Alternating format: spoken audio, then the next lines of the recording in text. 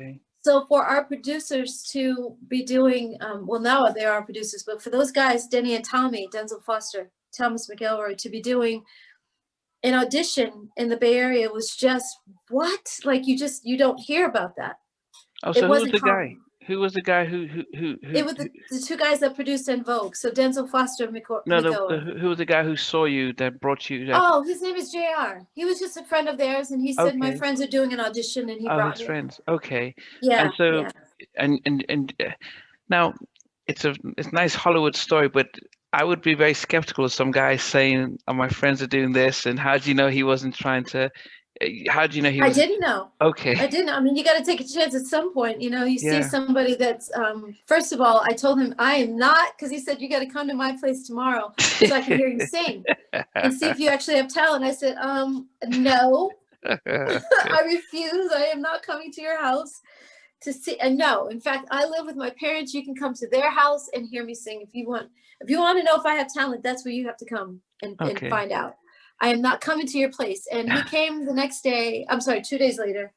And my parents were home, so I felt safe, you know. Okay. Yeah. Okay. Um, and he heard me. I did "Caught Up in the Rapture" by Anita I need Baker. I to sang pick a that. wow. He Yeah. was like, "Oh my God, yeah, you got what it takes," you know.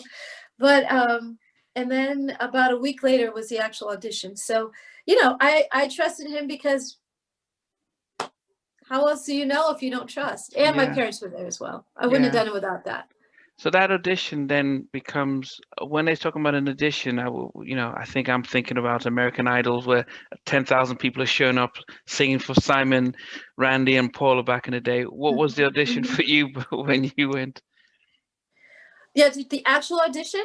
Yeah, yeah. What was that? Was it just that thousands of girls lining up to come in? No, Okay. no, not at all. The day that I went to the audition, I think they said Denny and Tommy said that they had about 16 girls total that had come out. But the day that we were at the audition was just the six of us.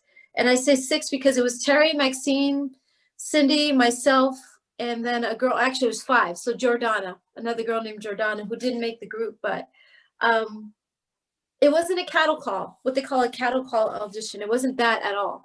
Where you got like droves of women coming in all the time. You know, it wasn't Yeah. that. Okay. So, but I just think, wow, even in the four or the five of us that were there that day, for me to be chosen as one of the girls in the group, that's to me fascinating.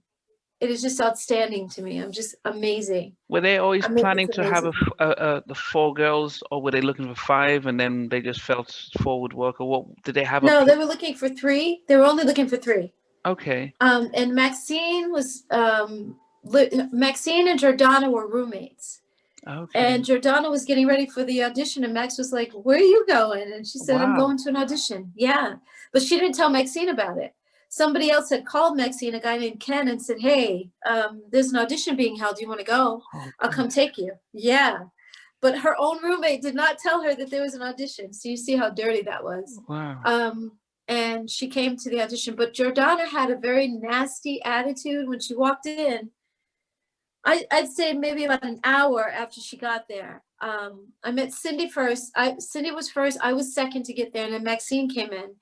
Then Jordana came in separately from Maxine because she didn't even come with her. And about an hour into the audition, we were kind of sitting around and learning the background parts for the song we were going to audition to.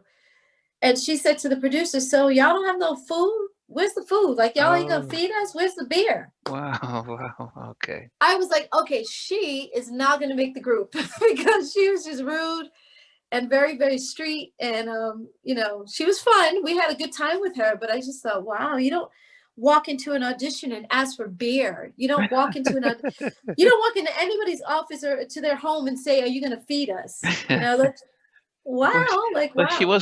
was inclusive though. She said us, so she wasn't just thinking about herself. Don't So put me in that.